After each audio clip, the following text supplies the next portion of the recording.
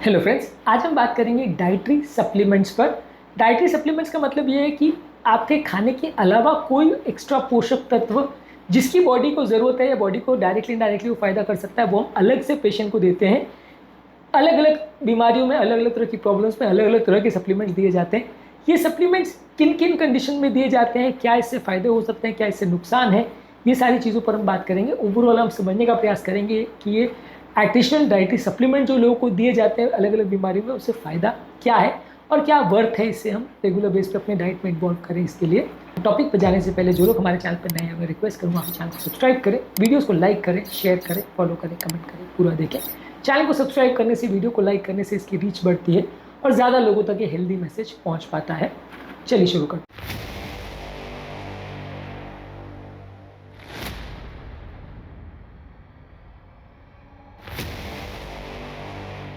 सबसे पहले dietary supplements का मतलब ये है कि आप कुछ भी एक्स्ट्रा पोषक तत्व, चाहे वो विटामिन हो, मिनरल हो, वो पेशेंट को एक्स्ट्रा देते हैं। अगर किसी व्यक्ति को कोई न्यूट्रिशनल डेफिशिएंसी हो रही है, जैसे कोई पर्टिकुलर विटामिन नहीं मिल पा रहा है, जैसे कई जगह में नमक में आयोडीन डाला जाता है, तो जो कोस्टल एरिया में जो लोग नहीं रहते, मछली नहीं खाते, बॉडी में आयोडीन की कमी नहीं हो जाए, तो उसके लिए आप उसको आयोडीन सप्लीमेंट देते हो। जहाँ पर लोगों को धूप का एक्सपोजर नहीं होता, वहाँ विटामिन डी के सप्लीमेंट्स देते हैं ताकि विटामिन डी की कमी पूरी हो जाए। कई जगह विटामिन B12 के सप्लीमेंट दिए जाते हैं। कई जगह आटा में और जूस में और अलग अलग खाद्य पदार्थ में आयरन, मैग्नीशियम, कैल्शियम, ये सारी चीज़ें डाली जाती हैं। तो ये आपकी बॉडी की कमी को दूर करने के लिए रहता है कि अलग अलग लोगों में कोई न्यूट्रिशनल प्रोडक्ट की अगर कमी रह रही है तो उसको आपूर्ति करने के लिए अलग से सप्लीमेंट डाला जाता है। अलग अलग लोगों के लिए फ़ायदा हो सकता है। जैसे प्रेग्नेंट वुमेन है, उसको अगर आयोडीन की कमी है या आयरन की कमी है या कोई पोषक तत्व की ज़रूरत है और वो उतना एक्स्ट्रा खाना नहीं खा पा रही या अवेलेबल नहीं है, उसके एरिया में वो फूड प्रोडक्ट्स अवेलेबल नहीं है या उसकी डाइट में वो चीज़ अवेलेबल नहीं है जिसकी उसको ज़रूरत है, तो सप्लीमेंट देने से वो पूरा हो जाएगा और काम पेशेंट का चलता रहेगा, उसको बीमारी नहीं होगी। इसके अलावा उम्रदराज इंडिविजुअल्स जो खाना प्रॉपर नहीं खा पा रहे हैं या छोटे बच्चे जो प्रॉपर खाना नहीं खाना जानते हैं, वो इन सप्लीमेंट्स के भरोसे उनकी न्यूट्रिशन की कमी दूर हो जाती है और उनको ओवरऑल हेल्थ बेटर रहती है। तो उनको ओवरऑल उतनी बीमारियां नहीं होंगी न्यूट्रिशन डेफिशिएंसी की वजह से, जो कि अदरवाइज़ ये अगर खाद्य पदार्थ उनको नहीं दोगे तो उनको हो सकती है। इसके अलावा अलग अलग चीज़ों से लोगों की ओवरऑल इम्यून फंक्शंस और बाकी चीज़ें भी बेटर हो जाती है।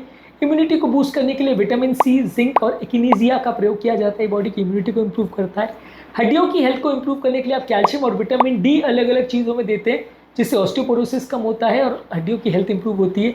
हार्ट की हेल्थ को इंप्रूव करने के लिए आप ओमेगा 3 फैटी एसिड्स, मैग्नीशियम और एंटीऑक्सीडेंट्स देते हैं, जो कि बॉडी के इन्फ्लेमेशन को कम करता है और हार्ट के फंक्शन को इंप्रूव करता है। इसके अलावा फिटनेस और ओवरऑल परफॉर्मेंस को इंप्रूव करने के लिए भी अच्छा है। यदि आप एक्सरसाइज कर रहे हो तो प्रोटीन सप्लीमेंट लेते हैं, क्रिएटिनिन लेते हैं, ब्रांच चेन अमीनो एसिड्स लेते हैं। फिजिकल एक्टिविटी करने वाले लोगों के लिए ये मसल की रिकवरी और ग्रोथ के लिए अच्छा है। अगर किसी को अपनी एनर्जी बढ़ानी है और इंड्योरेंस को बढ़ाना है, वर्क स्टैमिना को बढ़ाना है, तो उसके लिए भी अच्छा है। यदि आप काम ज़्यादा घंटे तक करना चाहते हो और ओवरऑल अपनी एथलेटिक और फिजिकल कैपेबिलिटी को बढ़ाना चाहते हो, तो कैफीन और इलेक्ट्रोलाइट सप्लीमेंट्स आते हैं, ये भी कई बार मदद करते हैं और इससे भी बॉडी की एनर्जी इंप्रूव होती है और अपना काम आप ज़्यादा देर तक कर पाते हो। लंबे समय में काम करने के बाद आपकी बॉडी शिथिल नहीं हो जाती, आप ज़्यादा घंटे तक काम कर पाते हो। ये आपकी बॉडी की प्रोटीन यूटिलाइजेशन के लिए भी अच्छा है, आपके मसल मास को बढ़ाने के लिए भी अच्छा है और ओवरऑल हेल्थ को इम्प्रूव करने के लिए भी ये अच्छा है। इसके अलावा कई ऐसे डाइटरी प्रोडक्ट्स हैं जो आपके मूड और कॉग्निटिव हेल्थ को भी इम्प्रूव करते हैं। मूड को इम्प्रूव करने के लिए ओमेगा 3 फैटी एसिड्स, मैग्नीशियम और बी ग्रुप के विटामिन देने से लोगों का मूड बेटर रहता है और मेंटल क्लैरिटी बेटर रहती है। इसके अलावा आपका ओवरऑल कॉग्निटिव हेल्थ को इम्प्रूव करने के लिए गिंगो बाइलोबा, जिनसिंग और दूसरे कंपाउंड लेने से आपका ओवरऑल सोचने समझने की क्षमता बेटर रहती है और ओवरऑल आपके काम करने की कैपेसिटी भी बेटर रहती है। आप ज़्यादा देर तक ज़्यादा इफेक्टिवली काम कर पाते हो।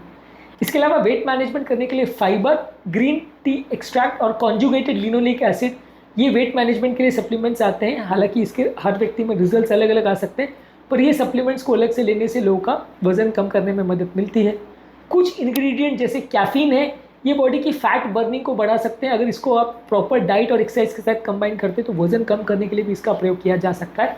हालांकि मैं कैफिनेटेड ड्रिंक्स की बहुत ज़्यादा रिकमेंडेशन नहीं करूँगा क्योंकि फ़ायदा उतना नहीं करते हैं, लेकिन इस तरह के इंग्रेडिएंट्स कई बार आपके सप्लीमेंट्स में दिए जा सकते हैं, जिससे बॉडी अपना फैट को ज़्यादा बर्न करती है और थोड़ा कैलोरी कंजम्पशन बढ़ जाता है। इसके अलावा स्किन की, बालों की और नाखूनों की हेल्थ को इंप्रूव करने के लिए विटामिन ए, विटामिन सी और विटामिन ई अक्सर दिया जाता है, जिससे आपके बाल, स्किन, नाखून ये सारे हेल्दी हो जाते हैं। ये सारी चीज़ों में भी कुछ सिग्निफिकेंट फ़ायदा होता है। हालांकि कोई क्लियर कट बड़ी स्टडीज़ अवेलेबल नहीं है जो शो करती हैं कि इसमें आपको बहुत ज़्यादा फ़ायदा मिलेगा और बाल हमेशा के लिए अच्छे हो जाएंगे या नाखून अच्छे हो जाएंगे, पर डेफिनेटली ये सारी चीज़ें लेने से आपको बॉडी में इनकी कमी अगर है तो वो पूरी हो जाती है, और बॉडी में कमी होने की वजह से अगर कोई डिजीज़ हो रहा है तो उसमें आपको सिग्निफिकेंट मदद मिलती है। ओवरऑल ये डाइटरी सप्लीमेंट्स बहुत 100% सेफ़ नहीं होते, इसलिए इनको लेने से पहले आपको डॉक्टर से ज़रूर पूछना चाहिए, क्योंकि ये सप्लीमेंट्स कई बार उतने इफेक्टिव नहीं होते जितनी मार्केटिंग या एडवर्टाइजमेंट की जाती है, और इनको लेने से कॉस्ट भी बढ़ जाता है और कई बार फ़ायदा भी नहीं होता है। तो इन सप्लीमेंट्स की ज़रूरत है कि नहीं, सप्लीमेंट्स लेने से फ़ायदा होगा या नहीं, और जो एक्स्ट्रा कॉस्ट आप बेयर कर रहे हैं वो देना वर्थ है या नहीं, ये हमेशा डिस्कस करें अपने डॉक्टर के साथ, उसके बाद ही इसको लें। जो सप्लीमेंट्स आप ले रहे हैं वो प्रॉपर क्वालिटी का है, ये भी इंश्योर करिए। हाई क्वालिटी प्रोडक्ट होगा तो ही फ़ायदा करेगा, नहीं तो नहीं करेगा। और कंपैरेटिवली यदि आपको सप्लीमेंट्स के बदले होल फूड या नेचुरल फूड से वो फ़ायदा मिल जाए तो ज़्यादा अच्छा है। सप्लीमेंट्स उतने ज़्यादा बेनिफिशियल नहीं होते जितने कि नेचुरल फूड प्रोडक्ट से वही चीज़ें मिल जाए तो होता है।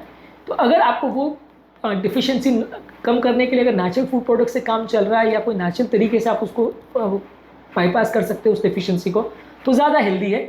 नहीं अगर हो पा रहा है तो फिर डॉक्टर से पूछ के आप सप्लीमेंट्स को ले सकते हैं। सप्लीमेंट लेने से डेफिनेटली कुछ फ़ायदा तो होता है, लेकिन अलग अलग सप्लीमेंट से अलग अलग फ़ायदे या नुकसान हो सकते हैं।